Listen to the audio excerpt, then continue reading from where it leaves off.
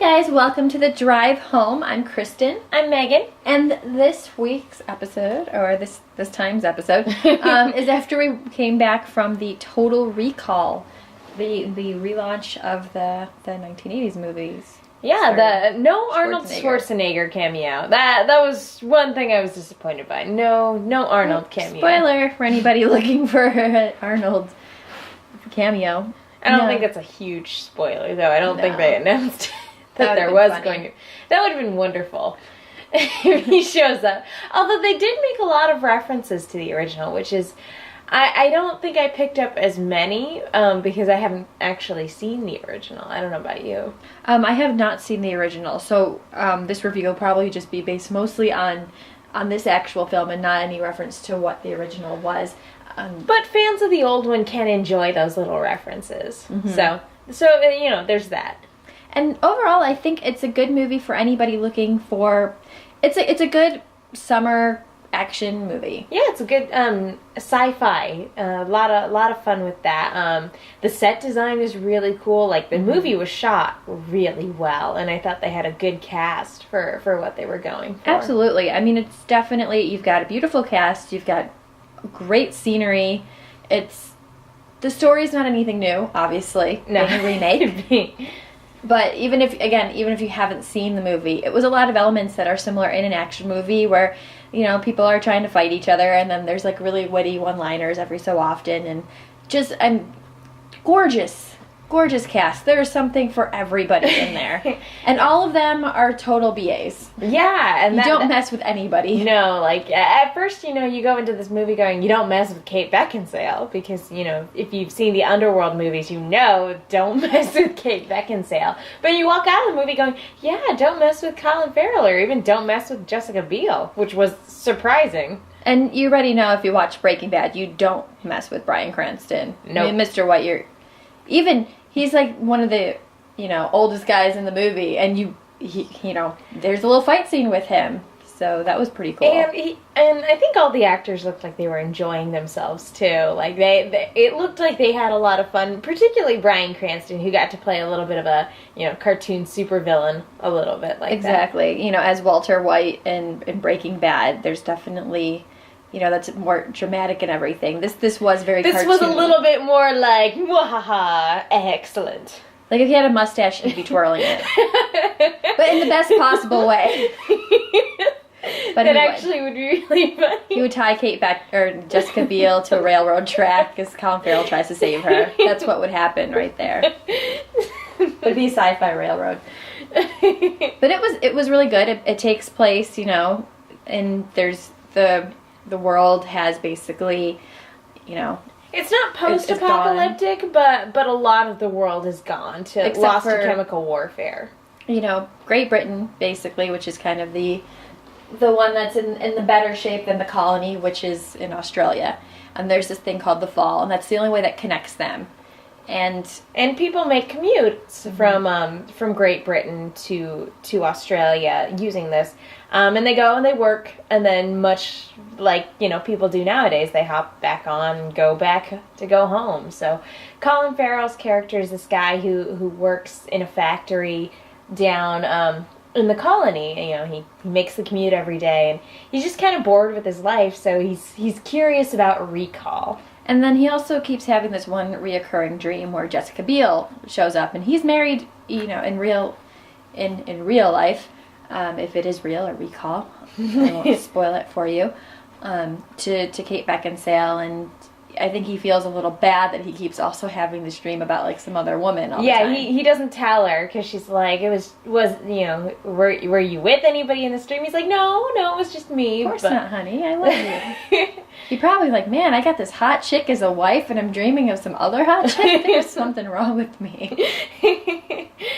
I don't know why he'd go to recall. I mean, I'm a girl, and I think Kate Beckinsale's beautiful. I think he's got a pretty good life. I don't know quite. I mean, I understand the boring routine and getting passed up for a promotion and everything like that. I understand that, but But yeah, you could tolerate that if you go home to Kate Beckinsale. You really could. I think that'd be And worth even a roles lot. reversed, if it was her, if I'm like, man, I'm going home to Colin Farrell. Especially in that movie. He worked out hard for that Oh my film. gosh, that was a wonderful movie. So there is something for, in the beginning scene, it's Kate Beckinsale in her underwear and Colin Farrell with her shirt off. I mean, it's a great date movie. It really is. As far as like the story goes, it was a little long. It was a little on the long side for me personally. I A agree. little towards the end, I was kind of like thinking, okay, wrap it up.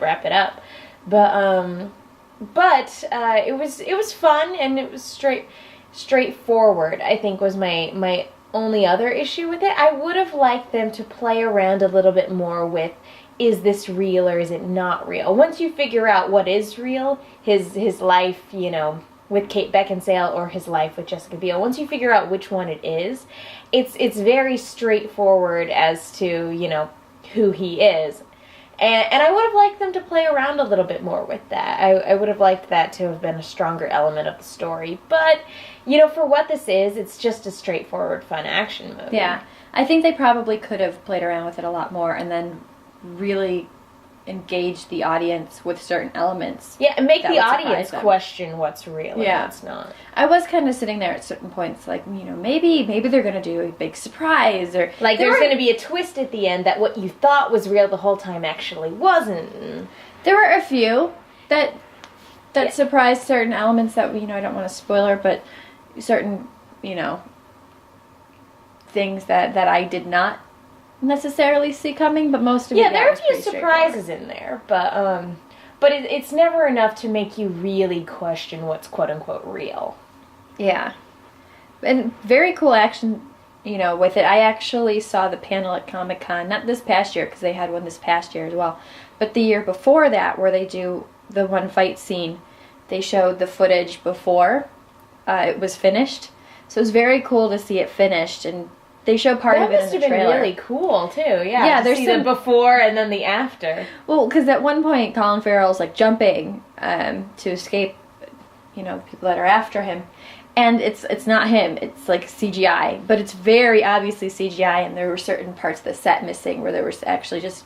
I think it was they use more blue screens than green screens for this, at least for the clip that I saw. So it was very cool to see the whole thing kind of put together that way, and I think they were still kind of filming as well when I saw them the previous year, and it was very cool to see the whole cast go up there and talk about it and whatnot that way. So, and it brought back a lot of similar characters. I mean, it's funny when there's the director's Len Wiseman, who's Kate Beckinsale's husband, and it's kind of funny that when he does a film, it's like a Tim Burton thing. Everybody has like favorite actors, so it's a part of the Underworld cast because you have Kate Beckinsale and then Bill Nighy shows up, and that was funny. I was like, hey.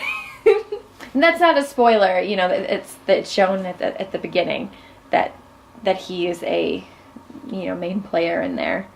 And I thought it was good. I don't have as much to say about it because it is such a straightforward, very summer popcorn. Yeah, it's definitely it's not like Dark Knight where you're gonna go in there and you're literally on the edge of your seat the whole time, like, oh my gosh, is the city gonna blow up? Or no, it's not quite that intense. It's a little bit more lighthearted than that.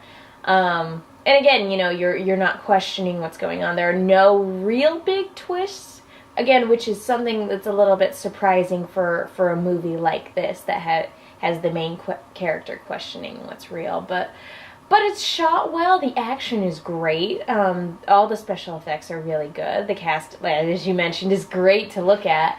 And they definitely looked like they worked out a lot for this movie. This is definitely the kind of movie you walk out of. I was telling Megan when we were leaving the theater, I'm like, man, I just want to it makes me want to do martial arts and, learn all those very cool moves. Because you go in there, especially as a girl, to see both Kate Beckinsale and Jessica Biel, be able to kick some major butt. That's always very inspiring to me. And for the guys out there, they do fight each other. So there's a nice, girl on girl, shot going little on. cat And of course, fight. the lady with the three boobs. And the robots were really cool too. I would totally pay to see any movie where Colin Farrell fights robots. I seriously, when Kate Beckinsale came in at one point dressed all in black, surrounded by these white robots, I'm like, is this like a weird turn of Star Wars? I was expecting the Imperial March to go on. She walked down the hall in slow motion. That was something that was really cool about this movie too. Was just all the futuristic sci-fi, technical equipment and things like that. The robots, like,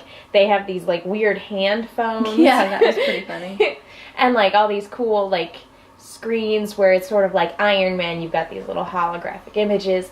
And so all that was really cool. So this movie looked absolutely wonderful. And all of Australia has turned into Chinatown, basically. Yeah, it was a little Firefly in that, it's kind of this futuristic, overcrowded world that's also has a lot of Asian, like, inspired look to it. So that was really cool too. Mm-hmm. I thought that would have. I also wish they would have explored the idea of recall a little bit more too. We know what it is, but how it affected other people. It was just kind of like a brief thing. Like, he didn't do any research on it. He got one guy. Yeah, he saw like a billboard and was interested in it, and then one of his buddies like, don't do it, and then the other guy was like, here's a card, go check with this guy. He's like, all right, I'm gonna go. My hot wife's asleep in bed half naked, and I'm gonna go. Why? Recall. Again, I'm straight, but, like, if Kate Beckinsale is your wife and you're a dude, like, what? Why? Why do you need to go to recall? You are living the dream. But then it was funny at the first. I think I can say this without it being a spoiler. Yeah. You see in the clips that she's like, he's like, why are you trying to kill me? Once he goes through recall, and she goes, if I was trying to kill you, you'd know it. And she goes, you really think you'd have me as your wife? That I would marry a mechanic and live in this crappy apartment? And you're like, and well, it's so funny because we just sort of looked at each other and we nodded, and she's got a point. She really does. We've really been saying that this whole time. And it's also really fun to just go to the movies that we go to premieres for, or that we go and see panels for at conventions. Mm-hmm. So I really enjoyed this. And feel connected to this cast. And especially since this was our season finale episode, doing the Total Recall premiere as our season finale, we played around a lot with the trailer as part of our episode. And so, like, there were a lot of points in the film where it's like, I remember that, and this is what we put to it. And so, like, had a lot of fun with this one, personally. Yeah, I agree. So, final thoughts on the film. Recommend it? Don't recommend it? I think if you're in the mood for a good sci-fi action movie, this is a fun one to watch.